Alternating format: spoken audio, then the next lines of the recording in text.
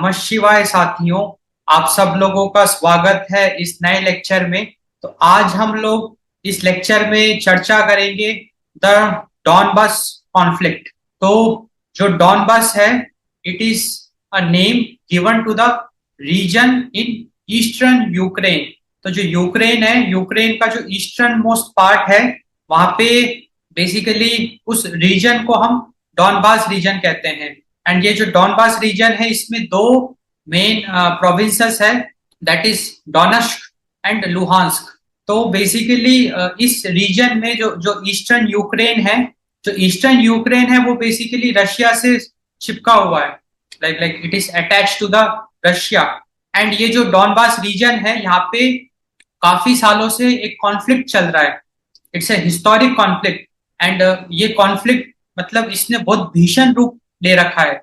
वहां का जो वहां के लोगों का जो जीवन है, वो पूरी तरीके से इस कॉन्फ्लिक्ट ने तहस नहस कर रखा है। दिन दहाड़े वहां पे बॉम्ब गिराए जाते हैं बिकॉज ऑफ दिस कॉन्फ्लिक्ट। एक तरीके से ये एक सिविल वॉर है। ये सिविल वॉर इसीलिए है क्योंकि ये जो डॉनबास कॉन्फ्लिक्ट है, ये किसी दो कंट्री के बीच में नहीं हो रहा है। भाई, डॉनबास रीजन यूक्रेन का ही तो पार्ट है, ऐसा तो है नहीं कि वो रशिया का है। तो वेस्टर्न यूक्रेन और ईस्टर्न यूक्रेन आपस में लड़ाई करते हैं। एंड वो जो लड़ाई है, वो जो कॉन्फ्लिक्ट है, वो बहुत ही भीषण लेवल का कॉन्फ्लिक्ट है, जहां पे कि लोग एक दूसरे को जान से मार भी रहे हैं, एक दूसरे के खिलाफ कॉन्स्पिरेसीज भी कर रहे हैं। एंड दिन दहाड़े वहां पे लूट भी मची रहती है। एंड बहुत मतलब एक इसने भीषण रूप ले रखा है जो ये डॉनबास कॉन्फ्लिक्ट है। It's a conflict between the western Ukraine and eastern Ukraine. And इसको थोड़ा और अगर आप डीप लेवल पे एनालाइज करते हो, तो आप ये पाते हो कि western Ukraine is under the influence of Europe. Western Ukraine में जो ज्यादातर पॉपुलेशन है, they are like they are pro Europe. वो यूरोप के सपोर्टर्स हैं। उनका जो लाइफस्टाइल है, उनका जो कल्चर है, it is align towards the European lifestyle, European culture. They are very strong supporter of the west. जो वेस्टर्न यूक्रेन के जो लोग हैं, they are the strong supporter of Europe, उनका। एंड इसी तरीके से जो ईस्टर्न यूक्रेन है, eastern Ukraine it is attach to Russia. यहाँ पे आपको प्रो रशियंस मिलेंगे। यहाँ पे जो मेजोरिटी ऑफ द पॉपुलेशन है, वो प्रो रशियन है। प्रो रशियन मतलब रशिया के सपोर्टर। मतलब यहाँ पे है क्या कि ज्यादातर जो यहाँ की पॉपुलेशन है, उनके जो पूर्वज है वो रशिया के हैं। एंड रशिया से ही वो लोग यहाँ पे आके बसे हैं इन द ईस्टर्न यूक्रेन। तो ईस्टर्न यूक्रेन में लाइक तीन बहुत इंपॉर्टेंट रीजन है, that is Donetsk, Luhansk and Crimea. Crimea southern Ukraine में आता है, तो वो भी लाइक रशिया से पास में ही है। वो मैप में हम अभी अच्छे से डिस्कस करेंगे ये सारी चीजें। तो बेसिकली आइडिया ऐसा है कि ये कहा जाता है कि जो ईस्टर्न यूक्रेन है, उसको रशिया फंड करता है, लाइक रशिया सपोर्ट करता है। एंड वेस्टर्न यूक्रेन को यूरोप सपोर्ट करता है। तो एक तरीके से ये जो लड़ाई है, ये रशिया और यूरोप की लड़ाई है, जहां पे कि आम आदमी पिस रहा है। क्योंकि भाई, आज सबसे ज्यादा हानि किसकी हो रही है? आम आदमी की हो रही है। आम आदमी क्यों सफर कर रहा है? बिकॉज वेस्ट, ये जो डॉनबास कॉन्फ्लिक्ट की वजह से ईस्टर्न यूक्रेन में तो बहुत ही ज्यादा अनरेस्ट है। अगर आप वहां पे विजिट करते हो या अगर आप देखते हो, तो ईस्टर्न यूक्रेन में बहुत ज्यादा आपको अनरेस्ट देखने को मिलेगा। वहां पे लोगों को कल का नहीं पता। दिन दहाड़े लाइक रात को वो चैन से सो रहे हैं, पता चला उनके ऊपर बम गिर गया, उनकी छत गिर गई। ऐसे बहुत सारे इंसिडेंट्स आपको देखने को मिलेंगे। Like it's very unfortunate scenes you will be seeing, जहाँ पे दिन दहाड़े मिसाइल्स गिराई जा रही है। अभी रशिया यूक्रेन वॉर होने के बाद तो वो पूरा बर्बाद हो गया, वो तो हम बाद में डिस्कस करेंगे। मैं तो पहले की बात कर रहा हूँ कि रशिया यूक्रेन वॉर तो 2022 में हुआ है। उससे पहले भी ये जो कॉन्फ्लिक्ट था, इसने प्रचंड रूप 2014 के बाद से ये कॉन्फ्लिक्ट ने प्रचंड रूप लिया। अब ये क्यों लिया, क्या लिया, कैसे लिया, वो सब हम वो डिटेल में डिस्कस करेंगे। तो यही इस लेक्चर का ऑब्जेक्टिव है कि ये जो डॉनबास कॉन्फ्लिक्ट है, ये क्यों हुआ, what was the reason behind that, what is this conflict is about. And इसको स्टडी करना बहुत इंपॉर्टेंट है। लाइक अब हमारा क्वेश्चन यही है कि what is the UPSC relevance, कि अगर हम यूपीएससी की तैयारी कर रहे हैं, तो ये डॉनबास कॉन्फ्लिक्ट हमारे लिए क्यों इंपॉर्टेंट है। तो डेफिनेटली अगर आप भाई इंटरनेशनल रिलेशंस की अगर हम बात करते हैं, तो इंटरनेशनल रिलेशंस में पूरे वर्ल्ड में जो कॉन्फ्लिक्ट्स हैं वो अपने को अच्छे से पता होना चाहिए। लाइक इजराइल पैलेस्तीन का कॉन्फ्लिक्ट, अभी इजराइल गाजा का कॉन्फ्लिक्ट, उसकी अपने को पूरी क्लैरिटी होनी चाहिए कि why there is a conflict, what is that conflict. इसी तरीके से ये जो डॉनबास कॉन्फ्लिक्ट है ये बहुत इंपॉर्टेंट कॉन्फ्लिक्ट है, जैसे कि इंडिया पाकिस्तान का कॉन्फ्लिक्ट है। We should know that why there is a conflict between India and Pakistan. India और श्रीलंका के बीच में वो कॉन्फ्लिक्ट नहीं है, इंडिया बांग्लादेश के बीच में इतना सीरियस कॉन्फ्लिक्ट नहीं है, वही पाकिस्तान, है ना। What is the reason behind that, वो कॉन्फ्लिक्ट के पीछे का कारण क्या है, क्यों इंडिया और पाकिस्तान के बीच में कॉन्फ्लिक्ट है, there might be some reason. इसी तरीके से जो डॉनबास कॉन्फ्लिक्ट है, what is the reason behind that, what is the origin of that conflict, वो हम डिस्कस करेंगे। तो उससे एक पूरी क्लैरिटी आपको मिलेगी, एक पिक्चर समझ में आएगी, एक जियोपॉलिटिकल सिनेरियो आपको समझ में आएगा। Definitely that will be helping us in framing foreign policies, क्योंकि आज अगर ब्यूरोक्रेट्स फॉरेन पॉलिसी बना रहे हैं या डिप्लोमेट्स डिप्लोमेसी स्ट्रेटजीज बना रहे हैं, तो they should be aware of the Donbas conflict. It can certainly help in some good policies, some good foreign policies.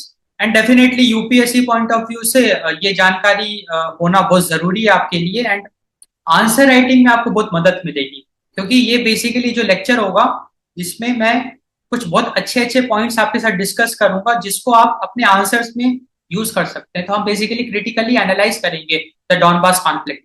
तो चलिए शुरू करते हैं आज का लेक्चर। तो बेसिकली हम लोग डिस्कस कर रहे हैं द डॉनबास कॉन्फ्लिक्ट। तो बेसिकली इसमें हम लोग कुछ की डायमेंशंस डिस्कस करेंगे। पहले मैं वो आपके साथ शेयर करता हूँ, फिर एक एक करके उन की डायमेंशंस को हम बहुत डिटेल में डिस्कस करेंगे, तो पूरा फील आ जाएगा इस कॉन्फ्लिक्ट का। तो सबसे पहले हम लोग रूट्स ऑफ द कॉन्फ्लिक्ट देखेंगे। रूट्स ऑफ द कॉन्फ्लिक्ट मतलब the origin of the conflict, कि आखिरकार ये कॉन्फ्लिक्ट हुआ क्यों, ईस्टर्न यूक्रेन और वेस्टर्न यूक्रेन के बीच में इतना भीषण conflict, like it's a very severe conflict. It is a civil war, and it's a very severe civil war. क्यों हुआ, what is the reason behind that, what is the origin of this conflict, वो हम अच्छे से discuss करेंगे। Then we will look at key actors involved in this conflict, क्योंकि जो भी कॉन्फ्लिक्ट होता है तो यहाँ पे कुछ की एक्टर्स इन्वॉल्व है, लाइक यूक्रेन, यूरोप, रशिया, है ना, उसको हम अच्छे से डिस्कस करेंगे। की actors involve in this Donbas conflict. फिर हम डिस्कस करेंगे इवोल्यूशन ऑफ द कॉन्फ्लिक्ट, कि ये कॉन्फ्लिक्ट इवॉल्व कैसे हुआ। इवॉल्व का मतलब, जैसे अभी आप देखोगे कि 2014 से इस कॉन्फ्लिक्ट ने भीषण रूप लिया, एंड तब से ही ये बढ़ता ही जा रहा है, और अब 2022 में तो ये इतना बढ़ गया कि रशिया यूक्रेन वॉर हो गया इस कॉन्फ्लिक्ट की वजह से। रशिया यूक्रेन वॉर के पीछे एक बहुत इंपॉर्टेंट रीजन ये डॉनबास कॉन्फ्लिक्ट भी है ना, क्योंकि अगर आप रशिया यूक्रेन वॉर को एनालाइज करते हो तो जरूर आपके मन में ये सवाल आता होगा कि आखिरकार रशिया और यूक्रेन के बीच में वॉर हो कैसे गया, what is the reason behind that. And one of the prime reason for the Russia Ukraine conflict is this the Donbas conflict. तो इवोल्यूशन को भी हम अच्छे से डिस्कस करेंगे। एंड फाइनली हम लोग चैलेंजेस एंड इम्प्लीकेशंस देखेंगे कि जो ये डॉनबास कॉन्फ्लिक्ट है ये अभी तक रिजॉल्व हुआ क्यों नहीं। 2014 से ये चल रहा है, आज 10 साल हो गए, why it hasn't been resolved, what are the challenges in front of us in solving this conflict, इसके इम्प्लीकेशंस क्या हो सकते हैं, क्योंकि ये सॉल्व हो नहीं रहा है। और अगर ये कॉन्फ्लिक्ट ऐसे ही चलता रहा तो आपने देखा ना, वॉर हो गया, रशिया यूक्रेन वॉर हो गया, एंड फर्दर इसके क्या और इम्प्लीकेशंस हो सकते हैं, that is a very big question in front of अस। तो हम ये सारे डायमेंशंस डिस्कस करेंगे आज के लेक्चर। तो सबसे पहले हम लोग roots of the conflict discuss करेंगे। तो इसमें first we will be focusing on the historical context, कि ये जो कॉन्फ्लिक्ट है ये अराइज क्यों हुआ, what is the reason behind that. उसको समझने के लिए we have to look into the map. So this is the map of Ukraine, as you can see. तो इस मैप में see this is Russia, this is Belarus, this is Poland, and ये पूरा जो पोलैंड है Europe आ गया, है ना, रोमानिया, मोल्डोवा, एंड ये ब्लैक सी ऑफ एजोव। तो ये जो यूक्रेन है ना, ये बीच में पूरा यूक्रेन है। तो यूक्रेन के बॉर्डर को हमने थोड़ा सा एनालाइज किया, तो ये जो पूरा यूक्रेन है, तो Ukraine is surrounded by like Russia in the east, eastern Ukraine is attached to Russia. फिर northern Ukraine is attached to Belarus, it's in border with Belarus. And then the western Ukraine या जो north west Ukraine है that is attached to Poland, that is in border, that is the sharing the border with the Poland. फिर western Ukraine is sharing the border with Slovakia, Hungary, ये सब Europe है ना, these are European countries. तो एक तरीके से जो वेस्टर्न यूक्रेन है it is in border, it is sharing the border with the Europe. And जो ईस्टर्न यूक्रेन है, ये पूरा का पूरा eastern Ukraine, it is sharing the border border with the Russia. And जो नदर्न यूक्रेन है it is sharing the border with the Belarus. And जो southern Ukraine है it is mainly surrounded by the sea, that is the Black Sea and Sea of Azov and some European countries. तो ये एक तरीके से geography हो गया है ना यूक्रेन का. अब ये जो कॉन्फ्लिक्ट है ये हुआ क्यों, वो हम थोड़ा सा डिस्कस करते हैं, ठीक है. तो ये जो ईस्टर्न यूक्रेन है, ईस्टर्न यूक्रेन में भी जो डॉनबास रीजन है उसको मैं यहाँ पे हाईलाइट करता हूँ. तो ये जो दो प्रोविंस है, तो मैं दूसरे कलर से हाईलाइट करता हूँ, ब्लैक कलर से. एक तो ये आपका हो गया लुहांस्क और एक हो गया डोनेट्स्क. ये डॉनबास रीजन है आपका पूरा. ये जो दो प्रोविंस है ये आपका डॉनबास रीजन है. तो स्पेशली हमारा जो मेन फोकस है वो लुहांस्क एंड डोनेट्स्क. तो ये ईस्टर्न यूक्रेन के पार्ट है. अब है क्या कि ये जो है ना ये रशिया से एकदम सटे हुए हैं. तो पहले क्या था, पहले रशिया व सोवियत यूनियन, अगर हम हिस्ट्री को थोड़ा सा देखें, हिस्टोरिकल कॉन्टेक्स्ट को अगर हम देखें तो हम ये देखेंगे कि रशिया वॉज सोवियत यूनियन. तो सोवियत यूनियन में ये जो यूक्रेन, बेलारूस है ना, ये सब सोवियत यूनियन के पार्ट थे. Ukraine was not a independent country.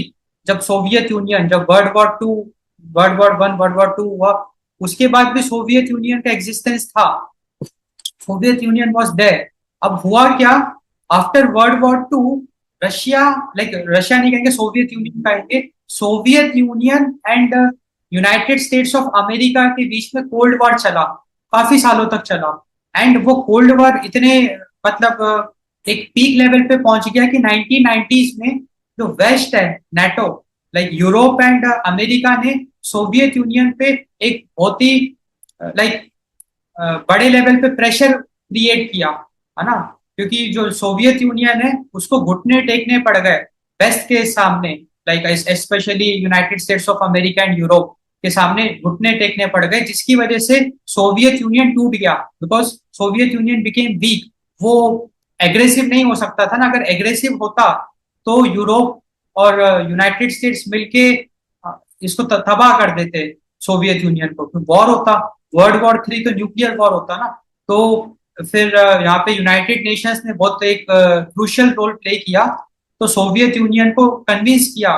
तो सोवियत यूनियन ने ये ब्रेक हो गया आपका, बिकॉज इट बिकेम वीक. वो ब्रेक हो गया तो यूक्रेन एक इंडिपेंडेंट कंट्री बन गई. और रशिया एक जो सोवियत यूनियन का जो मेजर चंक है दैट इज द रशिया, वो एक अलग कंट्री बन गई आपकी. तो ये एक हिस्टोरिकल कॉन्टेक्स्ट है. अब हुआ क्या, जब अलग कंट्री बनी भी, बट ये जो ईस्टर्न यूक्रेन है आज भी वहां पे रशिया का बहुत ज्यादा आपको इन्फ्लुएंस देखने को मिलेगा. क्योंकि वहां पे मैक्सिमम जो पॉपुलेशन है ईस्टर्न यूक्रेन में, लाइक लुहांस्क एंड डोनेट्स्क, ये जो रीजन है यहाँ पे जो भी मैक्सिमम पॉपुलेशन है वो प्रो रशियन है. वो रशिया के बहुत ही बड़े सपोर्टर हैं. वो रशिया के बहुत ही बड़े सपोर्टर हैं. एंड वहां पे आपको पूरा रशियन कल्चर, रशियन ट्रेडिशन, वहां पे सब लोग रशियन में बात करते हैं, रशियन लैंग्वेज में बात करते हैं. पूरी पूरी तरीके से वो रशिया के साथ जुड़े हुए हैं. वहां के जो लोग हैं एक तरीके से वो रशियन ही हैं जो यूक्रेन में रह रहे हैं. तो they are very strong supporter of Russia.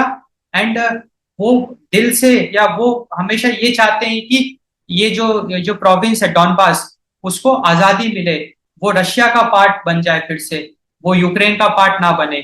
Something of that sort. जैसे कि इंडिया पाकिस्तान हुआ ना, कि जब ब्रिटिशर्स वापस चले गए तो वो बंटवारा करके गए. इसी तरीके से जब सोवियत यूनियन ब्रेक हुआ तो यूक्रेन एंड रशिया का बंटवारा हुआ. तो वहां पे ये जो डॉनबास वाले जो रीजन के जो लोग हैं वहां पे they are highly influenced by Russia. They want to be get back into Russia, but unfortunately they are in Ukraine.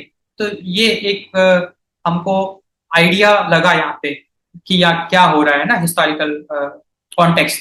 अब यहाँ पे जो कीव है, this is the capital of Ukraine. जो कीव है, it is influence with the west, क्योंकि यहाँ पे जो वेस्टर्न यूक्रेन है उसका it is highly influenced by the Europe. तो वेस्टर्न यूक्रेन में जो ज्यादातर पॉपुलेशन आपको मिलेगी वो यूरोप के सपोर्टर हैं, वो वहां का कल्चर, वहां का ट्रेडिशन फॉलो करते हैं। तो इसीलिए एक तरीके से कल्चरल डिफरेंस हमको साफ साफ देखने को मिल रहा है, जहाँ पे कि ईस्टर्न यूक्रेन के जो लोग हैं वो रशियन कल्चर को फॉलो करते हैं, रशियन ट्रेडिशंस को फॉलो करते हैं, रशिया में बात करते हैं। और वही जो वेस्टर्न यूक्रेन के लोग हैं वो आपका क्या कहते हैं, यूरोपियन कल्चर, यूरोपियन ट्रेडिशंस को फॉलो करते हैं। They are a strong supporter of Europe, they are highly influenced by the Europe. तो ये एक कल्चरल डिफरेंस हमको देखने को मिल रहा है। तो हिस्टोरिकल कॉन्टेक्स्ट भी कुछ कुछ अपने को समझ में आया। तो मैप से अपने को पूरा हिस्टोरिकल कॉन्टेक्स्ट समझ में आया। तो यहाँ पे मैं एक बहुत इंपॉर्टेंट पॉइंट मेंशन करूंगा, बाकी चीज तो हमको समझ में आगे लिखेंगे नहीं। एक बस हम ये लिखेंगे कि डॉनबास रीजन का मतलब क्या है, क्योंकि अब अगर मैं कहता हूँ कि डॉनबास कॉन्फ्लिक्ट, तो डॉनबास यहाँ पे क्या है ना, Donbas. so what is this Donbas? So it is a region. So Donbas is a region of eastern Ukraine. तो ये ईस्टर्न यूक्रेन का एक रीजन है, ईस्टर्न यूक्रेन जो कि रशिया से सटा हुआ है। तो डॉनबास रीजन ईस्टर्न यूक्रेन का एक रीजन है। एंड मेनली यहाँ पे आपको दो प्रोविंस मिलेंगे, डोनस्क एंड लुहांस्क। अब जो ये डोनस्क है, यहाँ पे इसका जो ऑफिशियल नेम है दैट इज डोनस्क पीपल्स रिपब्लिक्स। इसी तरीके से लुहांस्क पीपल्स रिपब्लिक्स, ये इनका ऑफिशियल नेम है। तो अब डॉनबस रीजन क्या है वो अपने को समझ में आया। तो ये बात तो चलो अपने को बिल्कुल समझ में आ गई कि ईस्टर्न यूक्रेन में रशिया का इन्फ्लुएंस है, वेस्टर्न यूक्रेन में यूरोप का इन्फ्लुएंस है। फिर भी भाई लोग शांतिपूर्वक रह सकते हैं, रह भी रहे थे, पहले भी रह रहे थे भाई। अगर रशियन बोल रहे हैं वहां पे तो ठीक है, वेस्टर्न यूक्रेन वालों को क्या दिक्कत है, कोई दिक्कत नहीं है। अब अगर हम इंडिया की बात करें तो इंडिया में तो हर स्टेट में एक दूसरी भाषा बोली जाती है, हर स्टेट में एक दूसरा कल्चर। अगर आप पंजाब में जाओगे तो अलग कल्चर है, साउथ इंडिया में जाओगे तो एक डिफरेंट कल्चर है। फिर भी लोग इतने अच्छे से प्रेम पूर्वक यूनाइटेड तरीके से रह रहे हैं। इसी तरीके से यूक्रेन में भी भाई वेस्ट यूक्रेन का कल्चर अलग है, ईस्ट यूक्रेन का कल्चर अलग है। तो उनको दिक्कत होनी नहीं चाहिए, और पहले दिक्कत नहीं भी थी। तो फिर ये कॉन्फ्लिक्ट हुआ कैसे, कब हुआ, या what was the reason behind this conflict? ये जो झगड़ा है, आपस में जो झगड़ा है वो क्यों हुआ? What was the reason behind the internal conflict between the eastern Ukraine and the western Ukraine? तो इसका जो मेन कारण है that is the Euro Maidan revolution. इसको समझते हैं, ये बहुत इंपॉर्टेंट है। And it was the turning point. ये जो यूरो मैदन रिवोल्यूशन था, इसने पूरा क्या कहते हैं कि ये कॉन्फ्लिक्ट को बढ़ावा दिया। मतलब इट इज द ओरिजिन, आप ये कह सकते हैं कि ये इसने एक बीज है, या ये घटना जो घटी यूरो मैदन रिवोल्यूशन, इसने इस कॉन्फ्लिक्ट को एक प्रचंड रूप दे दिया। या इस कॉन्फ्लिक्ट को जो कहते हैं ना आग सुलगाने, मतलब आग लगाने वाला जो काम है वो इस रेवोल्यूशन ने किया। चिंगारी चिंगारी देने वाला, फिर वो चिंगारी इसने दिया, फिर वो आग का रूप उसने ले लिया। अब ऐसा कैसे हुआ वो समझते हैं। ये यूरो मैडन रेवोल्यूशन क्या है? तो बेसिकली 2014 से पहले देखो, यूक्रेन में भी सरकार बनती है ना, यूक्रेन का भी प्रेसिडेंट है। तो क्या कहते हैं कि 2014 से पहले जितने भी यूक्रेन के प्रेसिडेंट थे वो प्रो रशियन थे, वो रशिया के बहुत बड़े सपोर्टर थे। एंड 2014 में भी जो क्या कहते हैं प्रेसिडेंट थे यूक्रेन के, विक्टर यानुकोच, उसको अभी मैं लिखूंगा स्पेलिंग, है ना। तो ये प्रेसिडेंट थे 2014 में यूक्रेन के। अब ये भी प्रो रशियन थे। अब ये बात जो है वेस्टर्न यूक्रेन के लोगों को खटक गई। उनको उनको शक होने लग गया कि ये जो भी प्रो रशियन प्रेसिडेंट है वो ईस्टर्न यूरोप, ईस्टर्न यूक्रेन को ज्यादा क्या कहते हैं प्रेफरेंस दे रहे हैं, एक तरीके से पार्शियलिटी कर रहे हैं।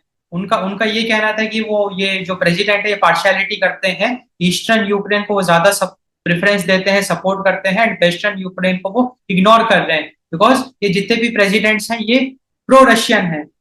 तो लोगों ने कुछ उनकी हरकतें आइडेंटिफाई करी होगी, जो उनकी पॉलिसीज है या जो उन्होंने स्टेप्स उठाए होंगे, उससे वो जो वेस्टर्न यूक्रेन के लोग हैं भड़क गए। वो इतनी बुरी तरीके से भड़क गए कि 100 लोगों ने एक बहुत हिस्टोरिक रेवोल्यूशन किया, एक एक कहते हैं ना प्रोटेस्ट। और वो जो प्रोटेस्ट है इतना बड़ा उसने रूप ले लिया कि जो आपका यूक्रेन का प्रेसिडेंट है उसको भागना पड़ गया यूक्रेन छोड़ के। भाई कीव कीव में उसको वहां से भागना पड़ गया, और वो कहाँ भाग के छुपा? वो रशिया में भाग के छुपा। जैसे अभी रिसेंटली आपने देखा ना बांग्लादेश में जो प्रोटेस्ट हुआ, वो इतना उसने भीषण रूप ले लिया कि बांग्लादेश की जो प्राइम मिनिस्टर है शेख हसीना, उसको भागना पड़ गया अपनी जान बचा के। तो इसी तरीके से जब ये यूरो मैदन रेवोल्यूशन हुआ, तो जो वेस्ट यूक्रेन के लोग थे उन्होंने ये पाया कि ये जो भी यूक्रेन में प्रेसिडेंट्स बन रहे हैं वो प्रो रशियन बन रहे हैं। तो पहले तो ठीक है उन्होंने उतना ध्यान दिया नहीं, बट 2014 में उन्होंने कुछ हरकतें पकड़ी, उनसे उनको शक हुआ कि ये तो वेस्ट यूक्रेन के साथ धोखा हो रहा है या पार्शियलिटी हो रही है। तो वो इतने भड़क गए, लोग बड़े लेवल पे प्रोटेस्ट किया। और उस समय के जो प्रेसिडेंट थे यूक्रेन के, विक्टर यानुकोविच, उन he was a pro Russian, वो भाग गए एंड उनको कहाँ जाना पड़ा? रशिया के में जाके छुपना पड़ा। एंड उसके बाद जो वहां पे प्रेसिडेंट सेलेक्ट हुआ वो प्रो यूरोप वाला था। एंड ये चीज रशिया को खटक गई। ये चीज क्योंकि रशिया पहले खुश था, वो शांत बैठा हुआ था, क्योंकि उसको पता था कि भाई यूक्रेन में तो हमारा ही आदमी है, like like pro Russian president है, तो हम जो कहेंगे वो करेगा। अब 2014 के बाद गेम चेंज हो गया। 2014 के बाद गेम चेंज हो गया। गेम कैसे चेंज हो गया?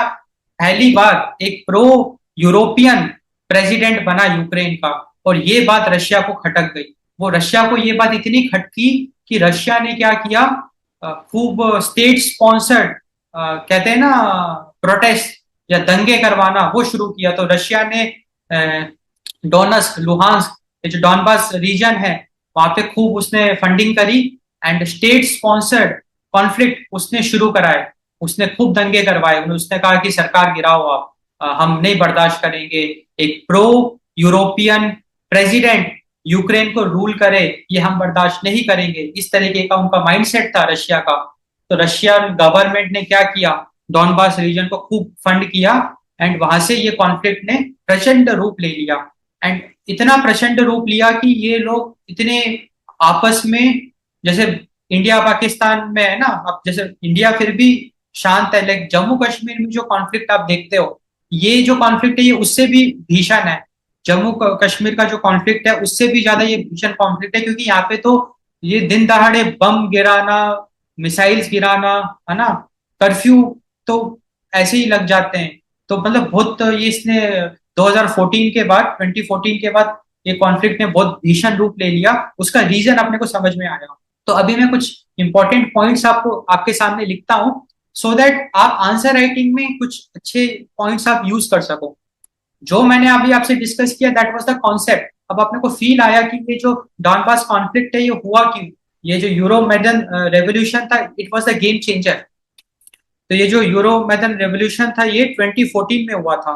तो इसको कहते हैं 2014 यूरो मैदन रेवोल्यूशन, और ये यूक्रेन में हुआ था। एंड इसमें बेसिकली हुआ क्या था, ये जो रेवोल्यूशन था इसमें this revolution ousted the pro Russian president Viktor Yanukovych. तो बेसिकली ये जो यूरो मैदन रेवोल्यूशन था इसने जो प्रो रशियन प्रेसिडेंट था उस समय 2014 में विक्टर, उसको भागने पे मजबूर कर दिया। तो तख्ता पलट हो गया।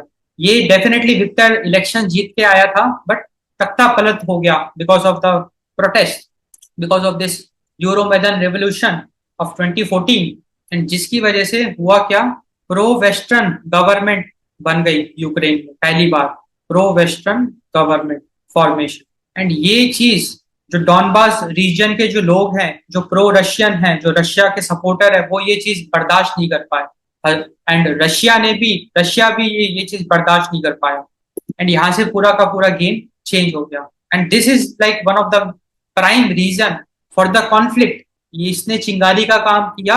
एंड फिर रशिया ने जो फंडिंग किया डॉनबास रीजन को, जो स्टेट स्पॉन्सर्ड कॉन्फ्लिक्ट उसने कराए, तो वो चिंगारी में घी डालने का काम, तो फिर वो आग का रूप उसने ले लिया। तो इसके बाद this led to the separatist movement. तो Euro Maidan revolution led to the separatist movement. तो सेपरेटिस्ट मूवमेंट का मतलब क्या है? अलग कंट्री की मांग। जैसे खालिस्तान एक सेपरेटिस्ट मूवमेंट है, खालिस्तानी मूवमेंट, उसमें वो कहते हैं कि भाई हमको एक अलग पंजाब चाहिए, इंडिपेंडेंट, लाइक एक अलग कंट्री। तो इसी तरीके से सेपरेटिस्ट मूवमेंट यहाँ पे पिक्चर में आया, जहाँ पे कि डॉनबास रीजन वाले लोग कह रहे हैं कि we want to get separated by Ukraine, हमको यूक्रेन से आजादी चाहिए, हमको अपना खुद का कंट्री चाहिए, या हमको आप रशिया के अंदर मर्ज कर दो, हम प्रो वेस्टर्न गवर्नमेंट के आदेश नहीं मानेंगे। इस तरीके के वहां पे आर्ग्यूमेंट्स थे। सेपरेटिस्ट मूवमेंट, तो सेपरेटिस्ट मूवमेंट का मेनली दो ही मेन एजेंडा था।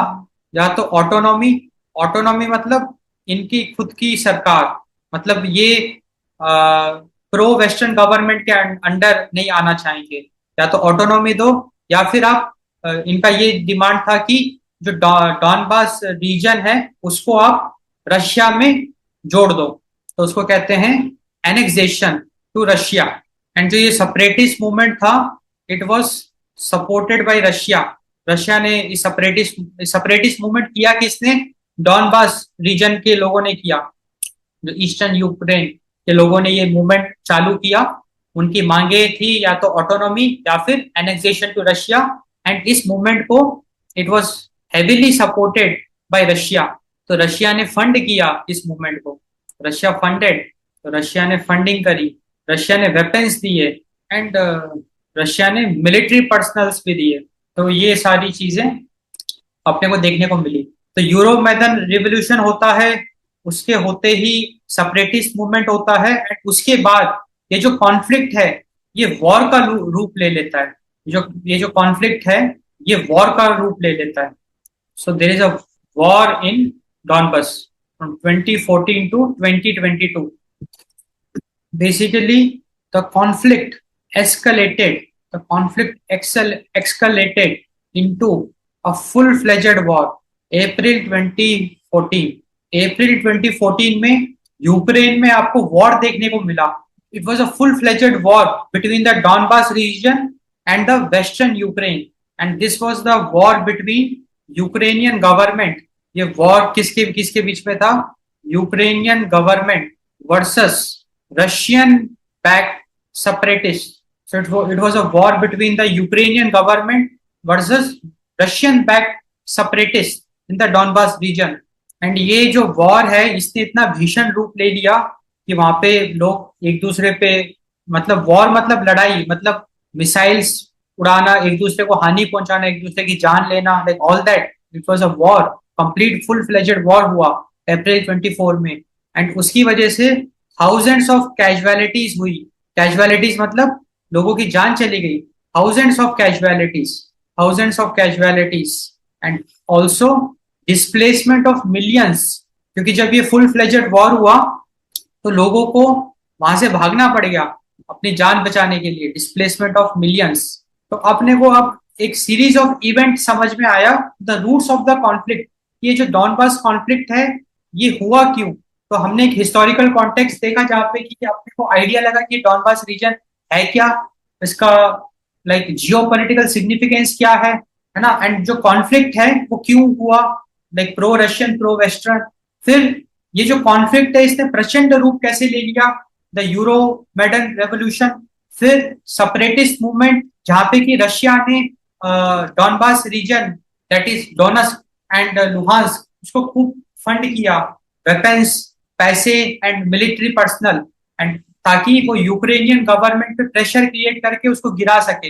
एंड जो सेपरेटिस्ट मूवमेंट था उसकी दो ही डिमांड थी, या तो ऑटोनॉमी दे, मतलब डॉनबास रीजन को एक अलग गवर्नमेंट दे, या फिर एनेक्सेशन टू रशिया। एंड फिर ये जो था ये it like converted into a full fledged war.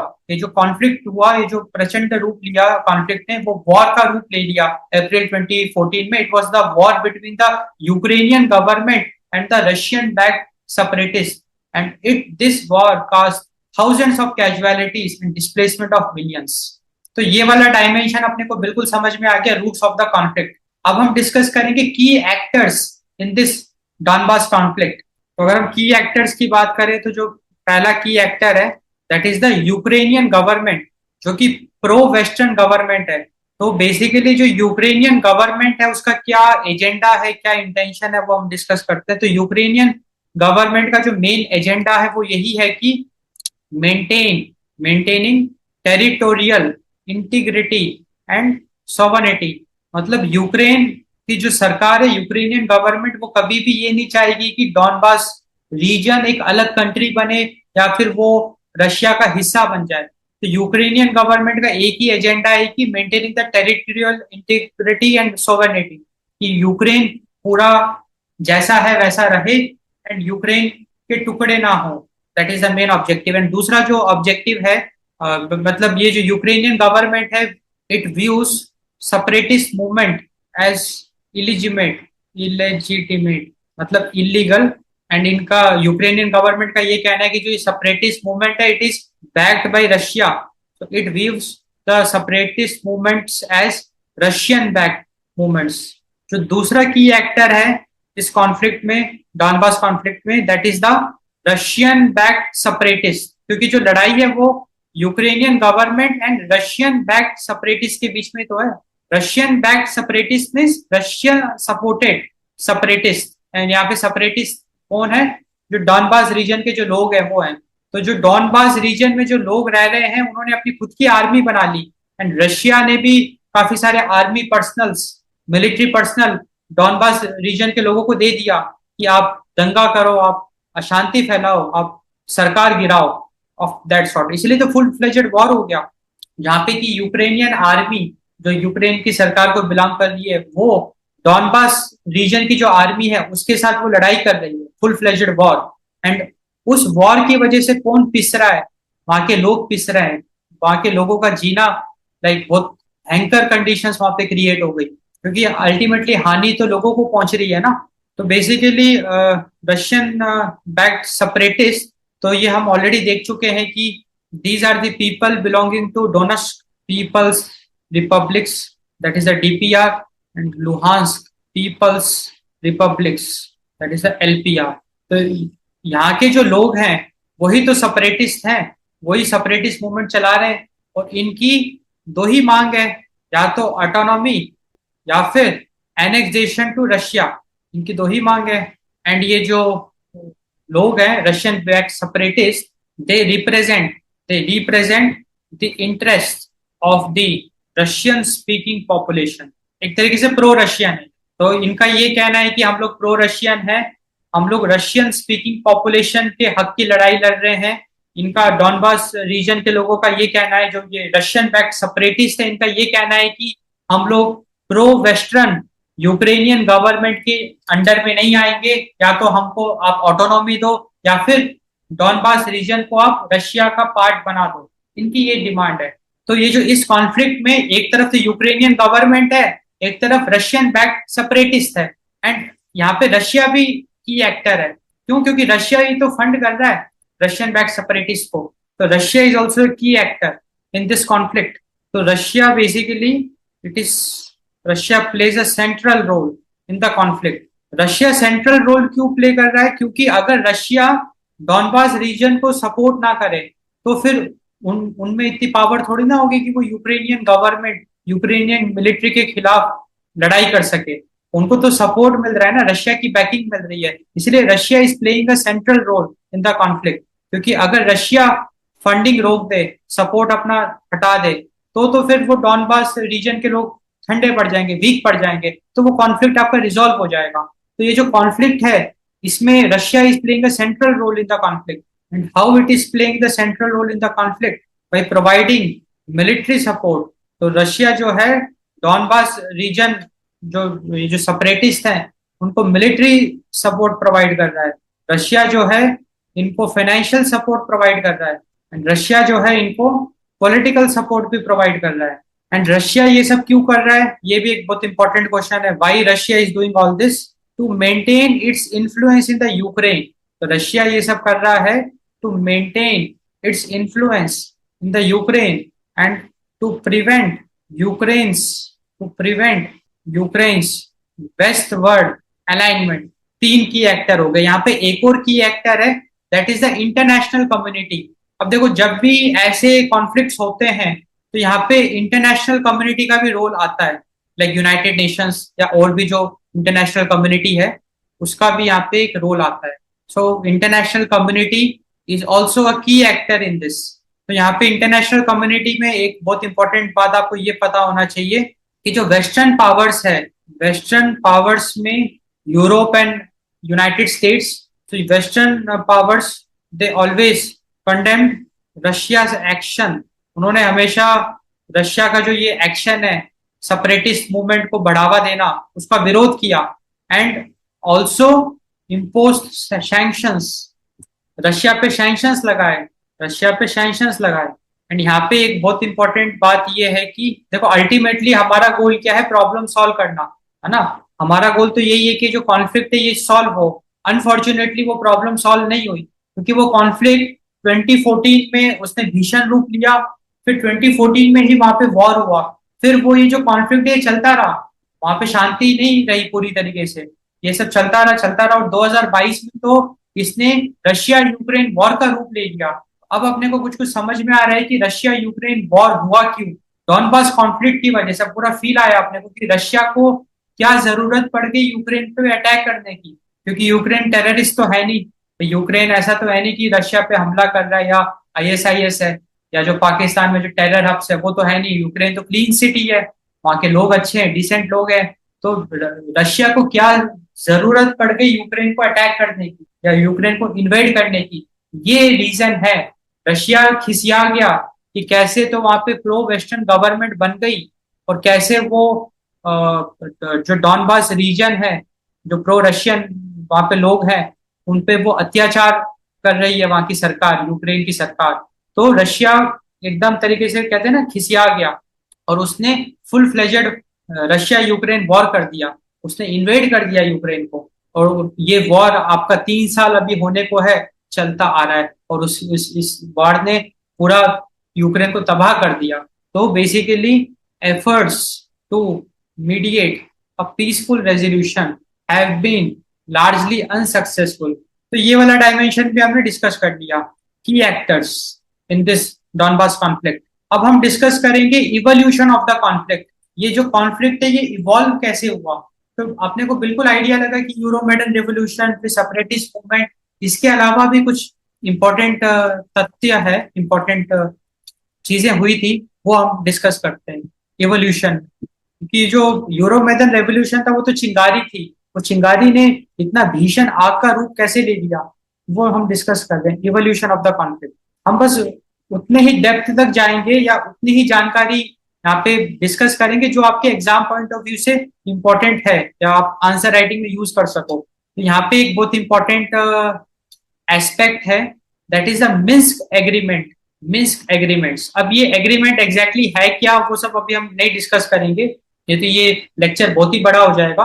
बस आपको ये पता होना चाहिए कि ये एक सीज फायर एग्रीमेंट है। तो दो एग्रीमेंट थे, मिन्स्क एग्रीमेंट्स, दो सीज फायर एग्रीमेंट्स।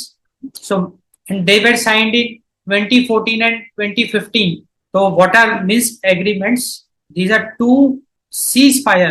तो ceasefire का आपको मतलब पता है ना, जैसे दो लोग, लाइक दो कंट्री या दो ग्रुप आपस में लड़ाई कर रहे हैं, एक दूसरे पे शूट कर रहे हैं या एक दूसरे पे अटैक कर रहे हैं। सीज फायर का मतलब क्या है कि दोनों के बीच में एक सुलह हो जाती है, एक शांति हो जाती है, एंड वो जो भी फायरिंग है, जो भी दोनों एक दूसरे पे अटैक कर रहे हैं, वो रुक जाता है। That is the cease fire.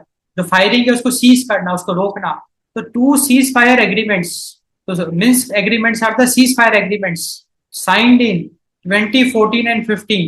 मतलब दो सीज फायर एग्रीमेंट साइन हुए। तो जिसकी वजह से, क्योंकि देखो आपने देखा ना, अप्रैल 2014 में वॉर, फुल फ्लेजेड वॉर हो गया डॉनबास एंड यूक्रेनियन गवर्नमेंट के बीच में। या हम डॉनबास भी नहीं कहेंगे, हम ये कहेंगे कि Russian backed separatist, Russian backed separatist और यूक्रेनियन गवर्नमेंट के बीच में फुल फ्लेजेड वॉर हो गया। तो उसके बाद शांति कराई गई एंड दो सीज फायर एग्रीमेंट्स कराए गए, मिन्स्क एग्रीमेंट्स साइन हुए। अनफॉर्चुनेटली उसके बावजूद भी ये जो क्या कहते हैं शांति वहां पे बरकरार नहीं रही। 2015 के बाद फिर से वहां पे क्या कहते हैं कि माहौल मतलब खराब हो गया। फिर से ये जो रशियन बैक सेपरेटिस्ट हैं एंड यूक्रेनियन गवर्नमेंट, इनके बीच बीच में लड़ाइयां चालू हो गई। It failed to bring about a lasting peace. जो लॉन्ग लास्टिंग पीस है ना, वो नहीं अपने को अचीव हम कर पाए, बिकॉज ये मिन्स्क के एग्रीमेंट्स फेल हो गए। जो सीज फायर की सहमति करी थी वो वायलेट हो गई। 2015 के बाद फिर से अटैक, मतलब एक दूसरे पे ये लोग करना शुरू कर दिया, Ukrainian government and Russian back separatist. And जिसकी वजह से ये जो कॉन्फ्लिक्ट है ये इवॉल्व हो गया, क्योंकि भाई ये जो भी शांति पहल थी वो डिस्टर्ब हो गया, फिर से वो अटैक करने लगे, तो एवोल्यूशन ऑफ द कॉन्फ्लिक्ट। अब इसमें अगला जो इंपॉर्टेंट पॉइंट है वो है इंटेंसिफाइड फाइटिंग। तो बेसिकली हुआ क्या, जब ये मिन्स्क एग्रीमेंट्स फेल हो गया तो जो फाइटिंग है Russian back separatist and Ukrainian government, वो और भीषण हो गई, इंटेंसिफाई हो गई। सो इंटेंसिफाइड फाइटिंग, जिसकी वजह से कॉन्फ्लिक्ट आपका इवॉल्व हो गया। मतलब एक तरीके से जो डॉनबास रीजन है वो आपका बैटल ग्राउंड बन गया, क्योंकि जो डॉनबास रीजन में जो प्रो रशियन है, रशियन बैक सेपरेटिस्ट है, उनके पास इतने सारे हथियार वेपन्स आ गए, रशिया ने सप्लाई किए, उनके पास मिलिट्री पर्सनल्स, पूरा एक तरीके से उनकी फौज बन गई। और वो क्या कहते हैं, जो यूक्रेन की प्राइम सिटीज हैं, वेस्टर्न यूक्रेन, उस पे दिन दहाड़े वो हमला करने लग गए। ऐसी ऐसी ऐसी घटनाएं अपने को देखने को मिली। तो जो शांति थी वो भंग हो गई पूरी तरीके से। जो जो लाइन ऑफ कांटेक्ट है वहां पे, वो बहुत बड़े लेवल पे लड़ाइयां हुई। तो इंटेंसिफाइड फाइटिंग। एंड यहाँ पे एक बहुत ही बड़ी घटना घटी which led to the Russia Ukraine war. Russia Ukraine war हुआ क्या, what was the turning point और what was the key movement, key event for the Russia Ukraine war, वो अभी हम डिस्कस करेंगे। That is the Russia's recognition of DPR and LPR. ये एक बहुत की मूवमेंट है रशिया यूक्रेन वॉर का। तो बेसिकली आइडिया ऐसा है ना, देखो डीपीआर एलपीआर मतलब Donetsk People's republics and Luhansk peoples Republics. तो डॉनबास रीजन है ना, ये जो दो उसमें प्रमुख है डीपीआर एलपीआर। रशिया ने इनको इंडिपेंडेंट स्टेट का दर्जा दे दिया। और ये कब दिया, 21 फरवरी 2022। On 21 February 2022 Russia recognize DPR and LPR. Recognize मतलब इंडिपेंडेंट स्टेट का दर्जा दे दिया। मतलब रशिया ने ये कह दिया कि ये जो डीपीआर एंड एलपीआर है, Donetsk people's republics and Luhansk peoples republics, जो डॉनबास रीजन के जो ये दो प्रमुख प्रोविंस है, उसको रशिया ने इंडिपेंडेंट घोषित कर दिया। इसका मतलब रशिया ने ये कह दिया कि अब ये यूक्रेन का हिस्सा नहीं है, दे आर इंडिपेंडेंट स्टेट। तो रशिया ने क्या किया, 21 फरवरी को यहाँ के जो भी लीडर हैं डीपीआर एंड एलपीआर, यहाँ के जो भी हेड है, उनको रशिया बुलाया, उनको कन्विंस किया, क्योंकि सब ये यहाँ पे सब प्रो रशियन है डीपीआर एलपीआर में। वहां का एडमिनिस्ट्रेशन, वहां के लोग सब प्रो रशियन है। तो उनको बुलाया, उनको कन्विंस किया, एंड वहां पे रशिया ने क्या किया, अपनी मिलिट्री डिप्लॉय कर दी। तो ये सारी घटना 21 फरवरी को हुई। 21 फरवरी को रशिया ने रिकॉग्नाइज किया डीपीआर एलपीआर को एंड मिलिट्री डिप्लॉय कर दी। एंड 24 फरवरी 2022, 24 फरवरी 2022 को रशिया ने क्या किया, मतलब रशिया डॉनबास रीजन में के थ्रू यूक्रेन में एंटर कर गया। नॉर्थ में बेलारूस ने आक्रमण कर दिया यूक्रेन में, और साउथ में क्रीमिया ने यूक्रेन पे अटैक कर दिया, वेस्टर्न यूक्रेन पे। एंड रशिया यूक्रेन वॉर चालू हो गया, जहां पे कि रशिया ने इन्वेड कर दिया यूक्रेन को 3 जगह से। नॉर्थ में बेलारूस से इन्वेड किया, लाइक बेलारूस से अपनी फोर्सेस वहां पे डिप्लॉय करी, यूक्रेन के अंदर इन्वेड कर दिया। साउथ में क्रीमिया के थ्रू इन्वेड किया, और ईस्ट में ये जो डॉनबास रीजन है इसके थ्रू यूक्रेन में दावा बोल दिया। एंड 24 फरवरी को युद्ध शुरू हो गया, रशिया यूक्रेन वॉर। तो ये जो कॉन्फ्लिक्ट है ये फिर से एक फुल फ्लेजेड वॉर का रूप इसने लिया, जो 2024 में लिया था, 2014 में लिया था। 10 साल बाद, 10 नहीं 8 साल, लाइक 2022 में फिर से इसने फुल फ्लेजेड रूप लिया। बट अब की बार जो ये वॉर हुआ, इसने तो यूक्रेन को तबाह कर दिया। It was a historic, like पूरी पूरी तरीके से इसने डिस्ट्रॉय कर दिया यूक्रेन को। तो ये भी अपने को बात बिल्कुल समझ में आ गई, इवोल्यूशन ऑफ द कॉन्फ्लिक्ट। तो हमने ये वाला भी की डायमेंशन डिस्कस कर दिया, इवोल्यूशन ऑफ द कॉन्फ्लिक्ट। तो अभी हमने देखा कि रूट्स ऑफ द कॉन्फ्लिक्ट, ये कॉन्फ्लिक्ट ओरिजिनेट कहां से किया, की एक्टर्स इन्वॉल्व, इवोल्यूशन। अब हम डिस्कस करेंगे चैलेंजेस एंड इम्प्लीकेशंस। अब जब ये जो कॉन्फ्लिक्ट है, डॉनबास कॉन्फ्लिक्ट, ये एक फिर से फुल फ्लेजेड वॉर का रूप ले चुका है, रशिया यूक्रेन वॉर। तो definitely we have lots of challenges and implications in front of us, वही हम डिस्कस करेंगे। पहला जो चैलेंज है हमारे सामने वो है ह्यूमैनिटेरियन क्राइसिस। क्योंकि देखो यहाँ पे दिक्कत क्या हो रही है, दिक्कत ये हो रही है कि जो यूक्रेनियन गवर्नमेंट है, ये लड़ाई जो है वो यूक्रेनियन गवर्नमेंट और रशिया के बीच की है। एंड अनफॉर्चुनेटली उस पिस कौन रहा है, आम आदमी। जो जो यूक्रेन का आम आदमी, जो इनोसेंट सिविलियंस है, उनको सफर करना पड़ रहा है। क्योंकि आज वहां पे जो युद्ध हो रहा है, जब रशिया ने यूक्रेन को इन्वेड कर दिया एंड युद्ध में खूब डिस्ट्रॉय किया, तो नुकसान किसका हुआ, नुकसान सिविलियन का हुआ, इजंट इट भाई। गवर्नमेंट क्या है, पॉलिटिशियंस ही तो है। अब यूक्रेन के जो लीडर्स हैं, उनका क्या बिगड़ा, उनका ज्यादा थोड़ी ना कुछ बिगड़ा, आम आदमी का बिगड़ा। तो यहाँ पे ह्यूमैनिटेरियन क्राइसिस एक हमारे सामने चैलेंज है। क्योंकि जब भी ऐसे कॉन्फ्लिक्ट होते हैं, जैसे अब भारत में इंडिया पाकिस्तान का कॉन्फ्लिक्ट है, तो सबसे ज्यादा हानि किसकी पहुंच रही है, जम्मू कश्मीर में जो आम आदमी है। अब उसमें जम्मू कश्मीर में जो, ऐसा नहीं है कि सिर्फ हिंदू, भाई जो मुस्लिम है, क्योंकि जब टेरर अटैक होता है तो वो टेररिस्ट ये थोड़ी ना देखते कि वो हिंदू है कि मुस्लिम है। अगर वो कहीं, अब जैसे मुंबई का अटैक हुआ 26/11, तो वो जो कसाब ने और उसके जो भी लोग थे उसके साथ, उसने मतलब अंधाधुंध फायरिंग करी। तो उसमें उसने ये थोड़ी ना देखे कि हिंदू है, क्रिश्चियन है, मुस्लिम है। उसने तो अपने कौम के लोगों को भी मार दिया, तो वो तो अंधाधुंध फायरिंग कर रहा है। तो ये सारी चीजें भी वहां पे फिर पिक्चर में आ जाती है। तो जैसे इंडिया पाकिस्तान का जो कॉन्फ्लिक्ट है, तो आखिरकार सफर कौन कर रहा है, people of Kashmir, they are suffering, they are innocent. वो तो अपना लॉ एंड ऑर्डर फॉलो कर रहे हैं, वो सिविलियंस हैं, बट सफर तो आम आदमी कर रहा है ना। इसी तरीके से यहाँ पे भी who is suffering, people, people are suffering.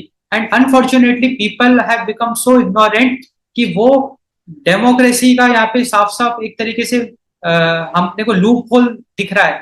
मतलब डेमोक्रेसी नहीं कहेंगे, बट जो भी गवर्नमेंट का सिस्टम है, तो यहाँ पे people have to be become aware and they have to put pressure on the government, ताकि ये जो कॉन्फ्लिक्ट है ये रिजॉल्व हो। क्योंकि अगर कॉन्फ्लिक्ट रिजॉल्व नहीं होगा तो सबसे ज्यादा नुकसान किसका होगा, आम आदमी का होगा। ह्यूमैनिटेरियन क्राइसिस, क्योंकि ये जो भी अभी ये डॉनबास कॉन्फ्लिक्ट है, उसकी वजह से आप ये देखोगे कि millions of people they displace, उनको वो जगह खाली कर दी पड़ गई। दसियों लाख लोग डिस्प्लेस हो गए। उसमें से काफी सारे लोग तो कंट्री छोड़ के रेफ्यूजी बन गए। वो सिविलियन कैजुअलिटीज, कितने तो आम आदमी की मौत हो गई, casualties. And wide spread destruction of infrastructure, तो ये सब अपने को देखने को मिलता है, wide spread destruction of infrastructure. तो ये हमारे सामने एक बहुत बड़ा चैलेंज है, ह्यूमैनिटेरियन चैलेंज। क्योंकि ऐसा जो जो जो डॉनबास कॉन्फ्लिक्ट है, तो आज ह्यूमन, जो पीपल, जो इनोसेंट सिविलियन है, वो पिस रहा है। It's a challenge. एंड दूसरा जो चैलेंज है, that is the political stalemate. तो पॉलिटिकल स्टेलमेट का मतलब है कि ये जो सिचुएशन है, जो कॉन्फ्लिक्ट है, ये फ्रीज हो गया। मतलब ये सॉल्व होने का नाम ही नहीं ले रहा है, ये फंस गया, है ना, कहते हैं ना सिचुएशन फंस गई। कोई पॉलिटिकल सोल्यूशन नहीं निकल के आ रहा है। क्योंकि आज 10 साल हो गए या उससे ज्यादा भी हो गए होंगे, तो ये अभी तक फंसा हुआ है ये कॉन्फ्लिक्ट, बल्कि ये और भीषण रूप लेता जा रहा है डॉनबास कॉन्फ्लिक्ट। तो it has like reach the political stalemate state, wherein there is no political solution we can figure out to solve this problem, to resolve this dispute. अगला जो चैलेंज हमारे सामने है, that is the regional instability. क्योंकि ultimately जो Ukraine reason है ना, उसमें इंस्टेबिलिटी आ गई ना, रीजनल इंस्टेबिलिटी। एंड इसमें एक और जो सबसे खतरनाक है वो है इंटरनेशनल सिक्योरिटी। ये हमारे सामने एक बहुत ही बड़ा चैलेंज है। क्यों ये चैलेंज है, क्योंकि अभी जब रशिया यूक्रेन वॉर हम देख रहे हैं, एक तो उसने इतना भीषण रूप ले लिया रशिया यूक्रेन वॉर ने।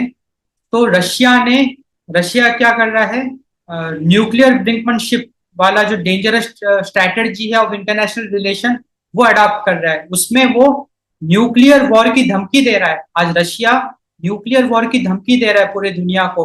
वो दिखा रहा है, वो न्यूक्लियर ड्रिल कर रहा है, वो नॉर्थ कोरिया में न्यूक्लियर मिसाइल्स डिप्लॉय कर रहा है। वो दिखा रहा है दुनिया को कि देखो भाई, हम न्यूक्लियर वॉर करेंगे। वो ब्लैकमेल कर रहा है, वो कह रहा है कि आप यूक्रेन को सपोर्ट मत करो। वो यूरोप को कह रहा है, अमेरिका को कह रहा है कि आप यूक्रेन को सपोर्ट मत करो, नहीं तो हम न्यूक्लियर वॉर करेंगे। और जब ट्रंप अभी प्रेसिडेंट बने यूनाइटेड स्टेट्स के, तो डोनाल्ड ट्रंप भी अब उन्होंने वर्ल्ड वॉर 3 की चेतावनी दे दी। उन्होंने कह दिया कि हम भी न्यूक्लियर मिसाइल्स का प्रयोग कर सकते हैं, है ना। वो भी न्यूक्लियर ब्रिंकमैनशिप वाली स्ट्रेटेजी अपना रहे हैं, जहाँ पे कि वो एक डर क्रिएट कर रहे हैं कि हम भी न्यूक्लियर वॉर करेंगे। तो आप देखो ना कि ये जो कॉन्फ्लिक्ट है 2014 में, एक छोटा सा कॉन्फ्लिक्ट, मतलब एक तख्ता पलट हुआ जहाँ पे कि प्रो वेस्टर्न गवर्नमेंट आ गई यूक्रेन में। उस छोटी चिंगारी ने इतना भीषण रूप ले लिया कि 2022 में रशिया यूक्रेन वॉर हो गया। और वो वॉर 3 साल तक, अभी 3 साल होने को है, अभी भी चल रहा है। उसने पूरा कितना डिस्ट्रॉय किया, इतना बड़े लेवल पे डिस्ट्रक्शन उसने किया। एंड अब वो जो वॉर है वो न्यूक्लियर वॉर की तरफ जा रहा है। तो कितना ये एक बड़ा हमारे सामने चैलेंज है फॉर द इंटरनेशनल सिक्योरिटी। तो दीज आर दी चैलेंजेस। तो बेसिकली हमने सारे डायमेंशंस को बहुत अच्छे से डिस्कस कर दिया है। तो आई होप आपको अब ये जो डॉन बस कॉन्फ्लिक्ट है उसका एक काफी अच्छा फील आया होगा, आपको समझ में आया होगा कि ये कॉन्फ्लिक्ट है क्या, क्यों हुआ, इवॉल्व कैसे हुआ, who are the key players, key actors for this conflict, and इसके फ्यूचर इम्प्लीकेशंस क्या हो सकते हैं। ये एक छोटा सा कॉन्फ्लिक्ट, एंड इसीलिए कॉन्फ्लिक्ट को रिजॉल्व करना बहुत जरूरी है। एंड यहाँ पे एक मैं आपके सामने बहुत अच्छा डिस्कशन करना चाहूंगा कि यूनाइटेड नेशंस कॉन्फ्लिक्ट को रिजॉल्व करने में सक्सेसफुल नहीं हो पा रहा है। क्योंकि अभी आप इसराइल गाजा का कॉन्फ्लिक्ट आप देखो, उसमें इसराइल ने गाजा को पूरा बर्बाद कर दिया, डिस्ट्रॉय कर दिया। कितने सारे स्कूल्स, कितने सारे बच्चे, है ना, पूरा मतलब 1 लाख से ज्यादा लोगों की वहां पे कैजुअलिटी हो गई। ये सब ऑन रिकॉर्ड्स है ना। इतने बड़े लेवल पे तबाही मचाई। अब इसराइल लेबनान के पीछे पड़ा है, अब लेबनान में भी फिर वो ऐसी तबाही मचाएगा। तो एक तरीके से ये जो कॉन्फ्लिक्ट है, ये अगर इसको इस पे हम विराम नहीं लगाएंगे, ऐसे ही ये चलता रहा चलता रहा चलता रहा, तो ये कितना भीषण रूप ले लेगा। एंड यही तो भीषण रूप आगे चल के वर्ल्ड वॉर का रूप ले लेते हैं। ये छोटे छोटे कॉन्फ्लिक्ट ही तो वर्ल्ड वॉर का रूप ले लेते हैं कि छोटी छोटी लड़ाइयां हैं, वो होती गई, हम चुपचाप देखते रहे, एंड वो एक दिन इतना बड़ा रूप ले लिया, और एक दिन तो न्यूक्लियर पे बात आ गई। तो और उसमें हानि किसकी होगी? हानि हमारी तो होगी। इसलिए each and every individual has a role to play. क्योंकि यहाँ पे हम यहाँ पे कंट्री से भी ऊपर उठ के ह्यूमन राइट्स की बात करते हैं। क्योंकि अगर हमने अर्थ पे जन्म लिया है, जो भी इंसान ने अर्थ पे जन्म लिया है, तो उसके पास ह्यूमन राइट है, ह्यूमन राइट। तो हमको हमारे ह्यूमन राइट के लिए लड़ाई करनी है। और हम ये जो करप्ट पॉलिटिशियंस हैं, जो सरकारें हैं, इनके नीचे हम पिस नहीं सकते हैं। हमको इनसे ऊपर उठना है और इन पे दबाव बनाना है ताकि ये सही से कदम उठाए।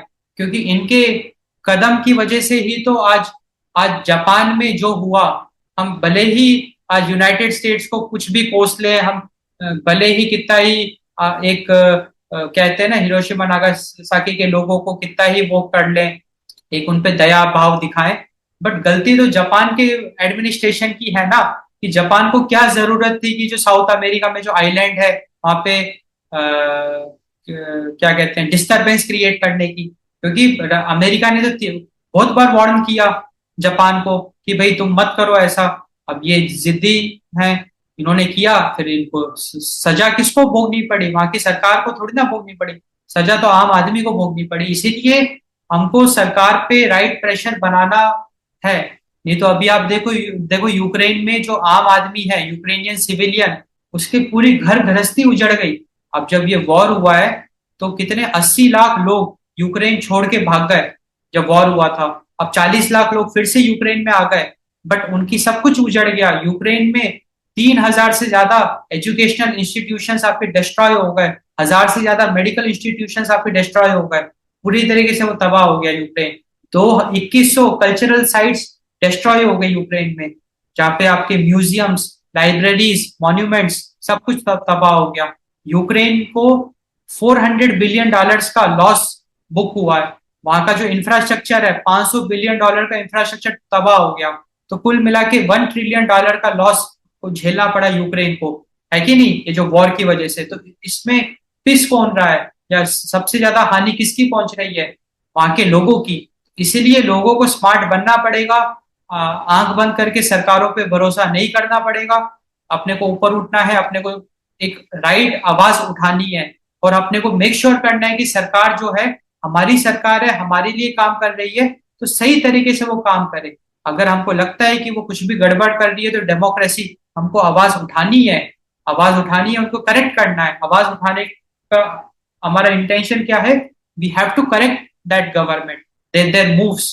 तो साथियों, आई होप आपको ये लेक्चर से काफी कुछ अच्छी जानकारी मिली होगी। तो do like this, share it in your circle. आप कमेंट करिए अगर आप मेरे से कुछ भी डिस्कस करना चाहते हैं तो। एंड इस चैनल को आप सब्सक्राइब करिए for more such interesting lectures related to UPSC preparation. So thanks for watching, thanks for your time.